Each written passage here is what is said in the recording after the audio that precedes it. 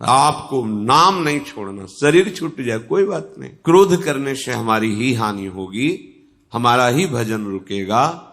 किसी के भी हृदय में तनिक भी हमारे द्वारा क्षोभ दुख पहुंचेगा, वही पलटकर हमारे भजन पर वार कर दे। नहीं पूरे जीवन भर नए नए अनुभव होते रहते हैं। अच्छा ऐसा भी, ये तो मुझे पता ही नहीं था। मंत्र और नाम इनको कभी मत छोड़ो। हरि स्मृति सर्व विपद विमोक्षणम, ये माया रचेगी, आपके समीप ही रचेगी, जिससे आपको भजन रहित कर दिया जाए। बस आप पकड़े रहो। जैसे तूफान आया है और आप कोई मजबूत पकड़ लिए तो तूफान निकल गया, पहाड़ का सहारा ले लिया, तूफान निकल गया। भगवान नाम पहाड़ है, किसी भी स्थिति में अमंगल नहीं होने देगा। शरीर छूट सकता है, छूटने वाला है, भजन नहीं छूटना चाहिए, कैसी भी परिस्थिति हो। अब हमारा इज्जत, हमारा सम्मान, हमारी महिमा, हमारा यश भजन है, प्रियालाल है। ये नहीं रुका तो सब ठीक है, और ये नहीं चल रहा और सब ये है तो ये सब कुछ नहीं, स्वाप्निक है। इसलिए धैर्य पूर्वक सत्संग के प्रभाव से खास बात पकड़नी है। बड़े से बड़े सुख के समय में हर्षित होना, मनोरंजन करना, प्रमाद स्थिति आना, ये संभव है।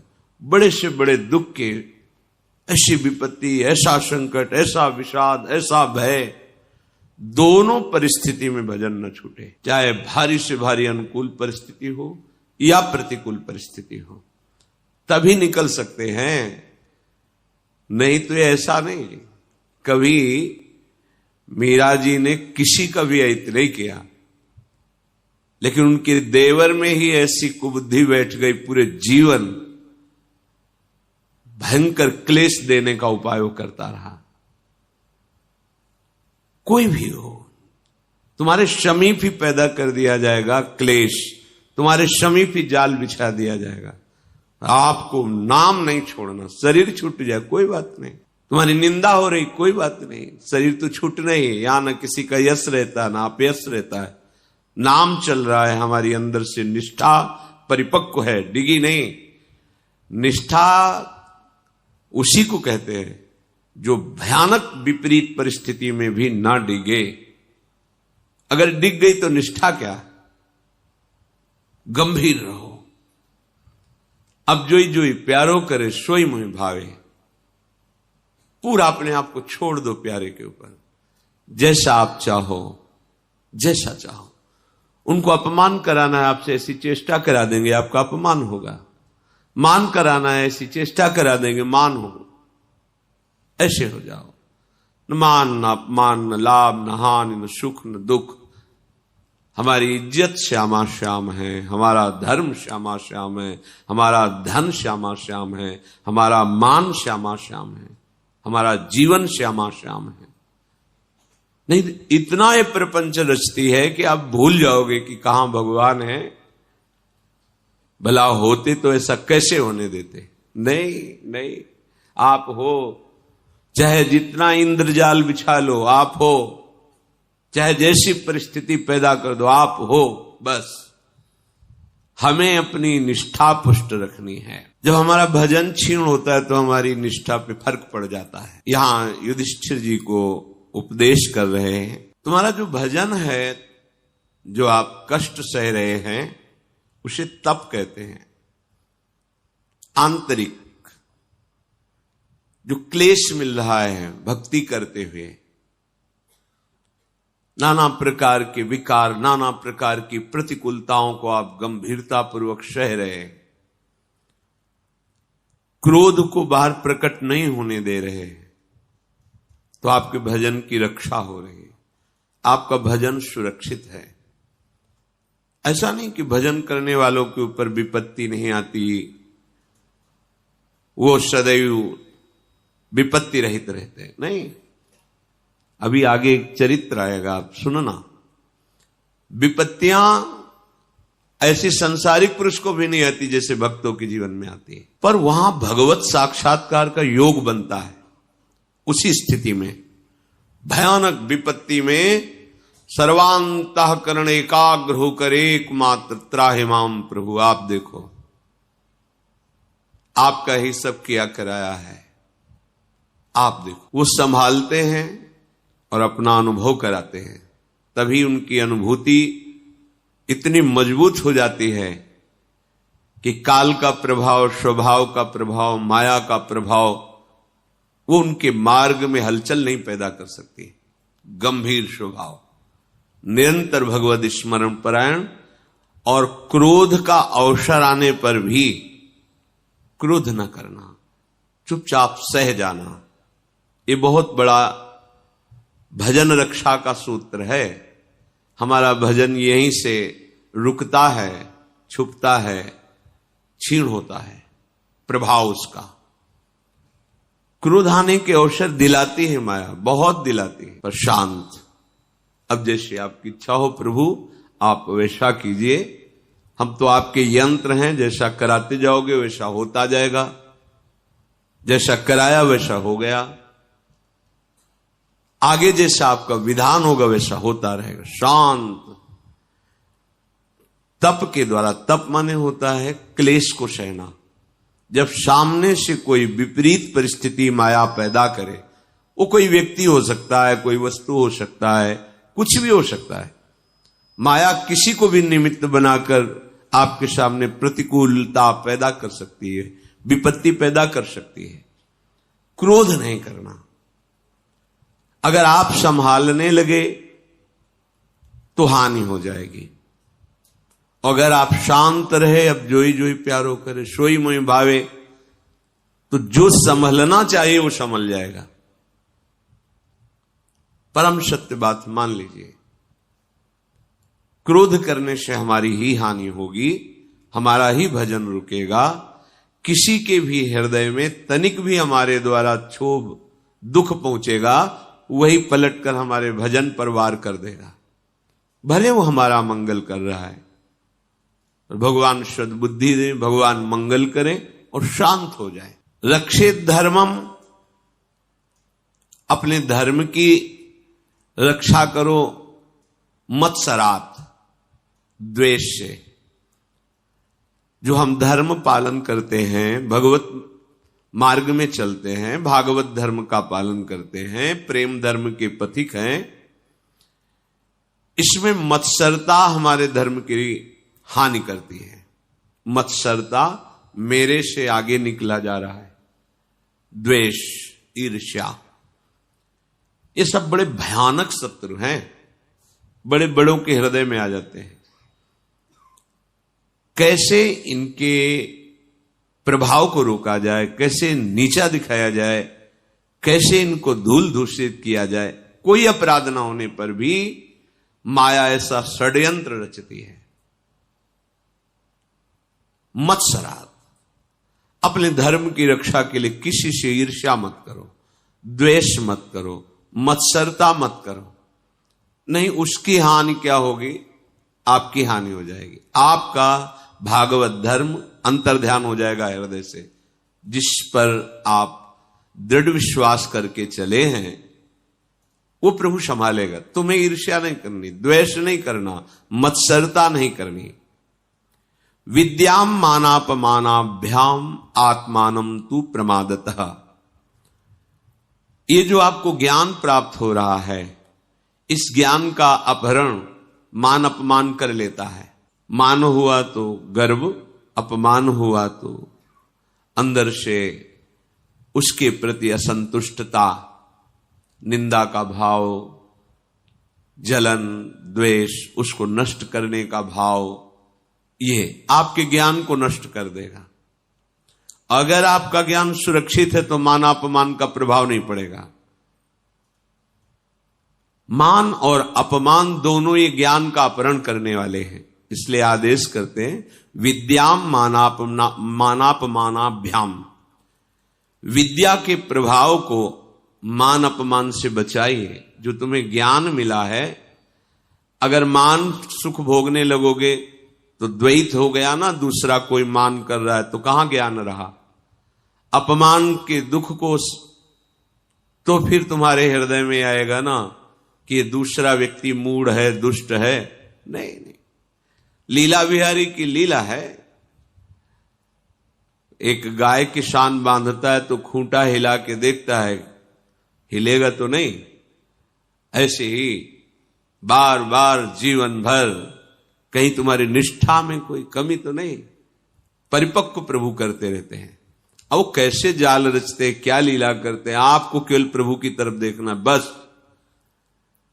अब तो जीवन प्राण सर्वस्व आपको समर्पित है। जैसा खेल खेलो आपका है, खेलो खेल जैसा आप जैसा चाहो। जैसा चाहो इस शरीर से चेष्टा कराओ, जैसा चाहो लोक से इस शरीर पर चेष्टा कराओ, जैसा चाहो वैसा व्यवहार करो। नाथ ये जीवन अब आपके हाथ में है, आप जैसा चाहो। ये ज्ञान है, इसी ज्ञान की रक्षा मान और अपमान से बचाइए। और ये ज्ञान बचा रहेगा तो मान अपमान प्रभाव नहीं डाल पाएगा। आत्मानम तु प्रमादतः, और अपने आप को प्रमाद से बचाइए। जो करना चाहिए उस पर आलस्य प्रमाद ठीक नहीं है।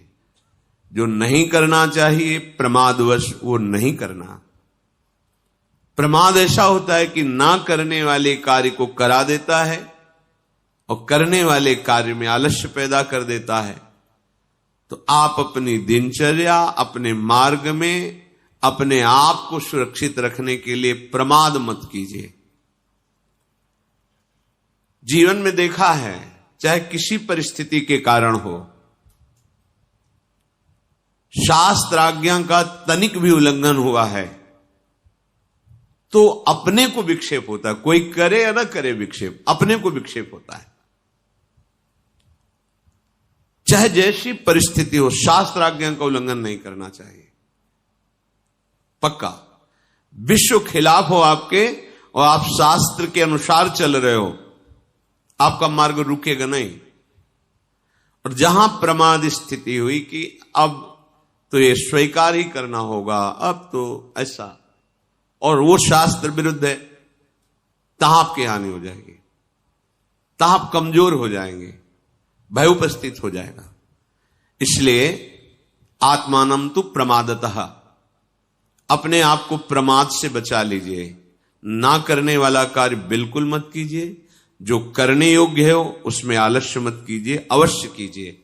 प्रमाद का कार्य यही होता है, ना करने योग्य कार्य करा देता है और करने योग्य कार्य में आलस्य पैदा कर देता है। बड़े बड़े जितने भी संत महापुरुष हैं, जीवन भर अपने को साधक ही माना है। ये संसार शिक्षा देता रहता है। कई जगह ऐसा होता है जहां की शिक्षा अधूरी होती है तो संसार रूपी गुरु ये उस शिक्षा को पूरी करता है। ये संसार गुरु है। नई नई पूरे जीवन भर नए नए अनुभव होते रहते हैं। अच्छा ऐसा भी, ये तो मुझे पता ही नहीं था। चाहे कोई कितना भी बड़ा उपासक संत हो, जीवन भर शिष्य ही रहता है, क्योंकि अगाध ज्ञान संपन्न भगवान जीवन भर किसी न किसी के निमित्त से उपदेश देते रहते हैं। तब लगता है हां अभी ये ज्ञान अधूरा था, अब ये पूरा हुआ। एक अक्षर भी शास्त्र के विरुद्ध चलने पर आज नहीं तो कल, कल नहीं तो आगे तुम्हारे अंदर विक्षेप पैदा हो जाएगा। तस्मा शास्त्रम प्रमाणम ते कार्याकार्य व्यवस्थित। अपने को प्रमाद स्थिति में ना आने देकर, प्रमाद स्थिति होगा ऐसा नहीं, आप गलत तो नहीं है, बस ये देखना है।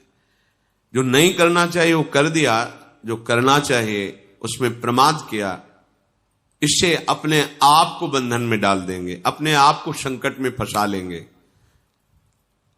आत्मानम तु प्रमादतः, अपने आप को प्रमाद से बचा लीजिए। हृदय में क्रूरता ना आने पावे, स्फुरणा हो, थोड़ी देर के लिए ऐसे विचार भी आ जाएं तो तत्काल जो भगवत मार्ग का आश्रय लिए हो उसे रोकिए, आन संशयम परो धर्मा, किसी भी तरह से क्रूरतापूर्ण वृत्ति के द्वारा हमारी कोई चेष्टा ना हो, ये परम धर्म है।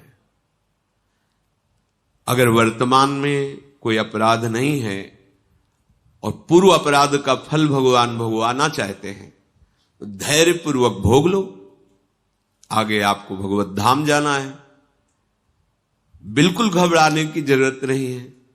अपने द्वारा कोई क्रूर कर्म ना बनने पावे। जहां हम अपने बचाव पक्ष में खुद खड़े हो जाते हैं वहां हम हार जाते हैं।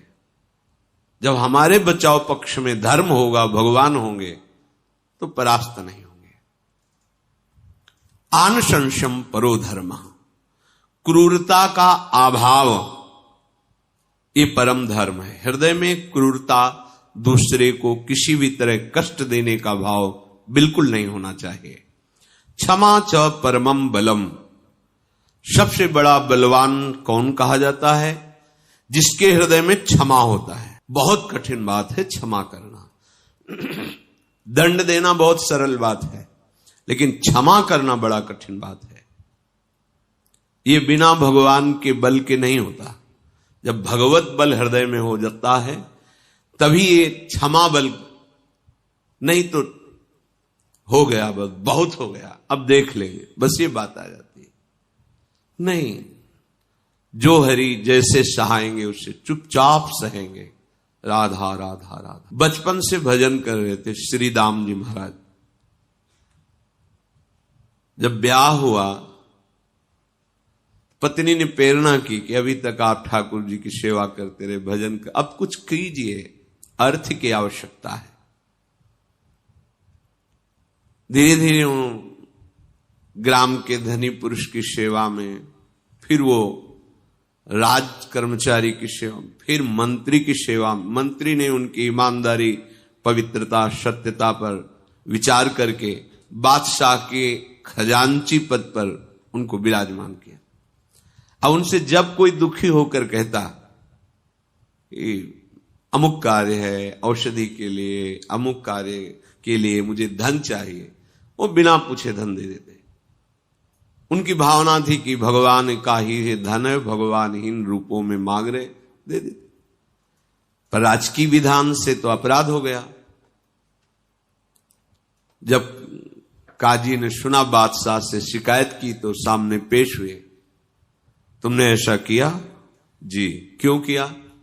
क्योंकि सामने उनको बहुत जरूरत थी और बहुत पीड़ित थे, दुखी थे। तो आपका अधिकार ऐसा तो नहीं है कि आप खजाना ही खाली कर दे, मनमानी आप देते रहे, ऐसा तो नहीं है। तो आप अपराध स्वीकार करते हैं? हाँ, स्वीकार करते हैं। तो निर्णय हुआ उस अपराध का दंड फांसी। परम भक्त, फांसी की सजा। हाथ उनके पीछे बांध दिए गए, जैसे अपराधी को वध स्थान में ले जाया जाता है, वैसे आदेश हुआ, ले जाओ इनका और फांसी पर चढ़ा दो। तो तुम्हारी अंतिम कोई इच्छा तो आराध्य देव विट्ठल भगवान, तो एक बार केवल विट्ठल भगवान के दर्शन करा दिए जाए, दूर से, दरवाजे के बाहर से ही बस देख लेंगे। ऐसा ही किया गया। दरवाजे पे गए, ठाकुर जी को देखा, बोले आप राजी हो? आप राजी हो? तो हम राजी हैं, ले चलो। इधर ठाकुर जी तत्काल बादशाह के पास गए, नौ किशोर अवस्था, झोली में बहुत से रत्न, और कहा देखो हमारे स्वामी से अपराध बदलने की भावना में आपने उनको फांसी की सजा दी। ये देखो, एक रत्न के बराबर तुम्हारा पूरा खजाना नहीं, ये ढेर सारे रत्न हैं, ये रख लो और तत्काल श्री दाम को बंधन मुक्त किया जाए। तत्काल घोड़े दौड़ाए गए कि उनको कहीं दंड ना दे दिया जाए, फांसी का रोका गया। वो सैनिकों को आदेश करे कि तत्काल दौड़ कर जाओ और उनको रोको। पूछा तुम्हारा नाम क्या है? बोले बिट्ठू नाम है। करते क्या हो? श्री दाम की चाकरी करते हैं, उनके नौकर हैं। तो श्री दाम ने तो कभी बताया नहीं। वो बोले ऐसे ही गुप्त हैं, वो किसी को कहते नहीं हैं, पर तुम्हारे जितने खजाने में धन है वो देखो उनके एक रत्न के समान नहीं, ऐसे वो धन के बहुत बड़े धनी हैं और मैं उनका सेवक हूं, मैं उनका नौकर हूं। भगवान चले गए। अब उसके हृदय में जो आकर्षण प्रभु का पैदा हुआ, बड़ा व्याकुल। जब श्रीधाम जी को मुक्त किया गया, सामने आए तो हाथ जोड़ के, एक बार मुझे अपने नौकर के दर्शन पुनः करा दो। कहा हम तो आपके नौकर हैं, हमारा कौन नौकर? तो कहा उसका नाम बिट्ठू था और ऐसा नौ किशोर अवस्था, श्याम वर्ण, ऐसा। आंसू चलने लगे कि ये तो मेरे प्रभु हैं, बताया कि ये तो हमारे भगवान हैं।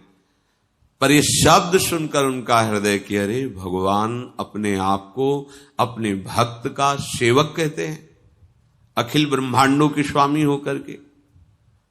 बादशाह ने कहा कि हमें देने का मन हो रहा, क्या आपको चाहिए? बोले बस आप अपनी सेवा से निवृत्त कीजिए, जो हमको इतना प्यार करते हैं, अब केवल जीवन उनके ही सहारे, जैसे चाहे वैसे चलावे। ऐसा नहीं कि विपत्तियां नहीं आती, संकट, बड़े बड़े संकट आते हैं, पर हम धैर्य धारण करें, क्रूरता हमारे हृदय में ना आ जाए, अश्रद्धा ना आ जाए, नास्तिकता ना आ जाए कि कहां भगवान है, ऐसा क्यों होगा। नहीं, आपकी माया का खेल करो प्यारे, जैसा चाहो वैसा करो। हृदय में क्षमा और आत्मज्ञानम परम ज्ञानम, जिससे स्वरूप का बोध हो गया है वही परम ज्ञानी है। आत्मस्वरूप अपने स्वरूप में स्थित है। ये कोई बाहरी दिखावे वाला ज्ञान नहीं है, ये बोलचाल वाला ज्ञान नहीं है, ये बोध वाला ज्ञान है। बोध संपन्न महापुरुष बिल्कुल आपको ऐसी ही क्रियाएं करते दिखाई देगा, पार्थिव क्रियाएं, जैसे एक साधारण व्यक्ति करता, और उससे भी नीची हो सकती है, जिसे आप पागल समझ सकते हैं या ऐसे ही समझ सकते हैं। बोध संपन्न महापुरुष एक ऐसे फटा पैजामा, ऐसे गमछा ऐसे डाले, पागलों जैसी चेष्टा करते थे। बड़े संत थे। एक जगह संत समाज हो रही थी, वहां शास्त्रों की चर्चा शुरू थी, किसी श्लोक पर बड़ा तर्क चल रहा था। ऐसे ही आए घूमते घूमते और 1 मिनट में उस श्लोक को सुलझाया। सब संत आश्चर्यचकित हो गए। बाद में जब परिचय मिला, तब जो अवधूत कोटि के महापुरुष होते हैं उनके लिए कोई नियम नहीं होता कि तुम लाल पहनो, पीला पहनो, दिगंबर रहो, या वो ऐसे अपने को प्रच्छन्न वेश में छुपा लेते हैं, जिसे कोई जाने ही ना कि संत हैं। आत्मज्ञानम परम ज्ञानम, जिससे बोध प्राप्त हो गया है वो परम ज्ञानी है। और सत्यम व्रत परम व्रतम, जिसने नियम ले रखा है कि हमारे जीवन में सत्य ही है, आचरण सत्य, वाणी सत्य, वो सबसे बड़ा व्रत करने वाला है। सत्य व्रत सबसे बड़ा व्रत होता है। यस्य सर्वे समारंभा निराशीर बंधना सदा, जिसका कोई भी कार्य आयोजन संकल्प से नहीं होता है। परसों ऐसा करेंगे अपने लोग मिलके, ये सिद्ध महापुरुषों में नहीं होता। प्रेरणा हुई तो भली बात, ऐसी श्री जी की प्रेरणा हो रही कि परसों ऐसा होना चाहिए, हो या ना हो, होगा ही, ऐसा नहीं है, नहीं होगा ऐसा भी नहीं। श्री जी की इच्छा है, प्रेरणा हुई, पता नहीं हो या ना हो। यस्य सर्वे समारंभा निराशीर बंधना सदा, कोई संकल्प नहीं जिसके जीवन में, चलो परिक्रमा दे, चलो चल दे, प्रेरणा हो रही कल ऐसा होगा, अब ना हो श्री जी जाने, हो श्री जी जाने। संकल्प कर, ऐसा करना है, ऐसा करना है, ऐसा करना है। अच्छा है अगर शुभ संकल्प हो, पर वो आत्मबोध संपन्न महापुरुष नहीं, क्योंकि संकल्प रहित ही आत्मबोध होता है। बड़ी उत्तम स्थिति होती है बोधवान की। कर्माण श्रुति बोधितानि नितराम कुर्वन्तु कुर्वन्तु मां, वो शास्त्र के अनुसार कर्म करे या ना करे। श्रीमद् राधा सुधान विषयान ग्रहणन्तु मुंचन्तु अविषय भोगे या त्याग दे।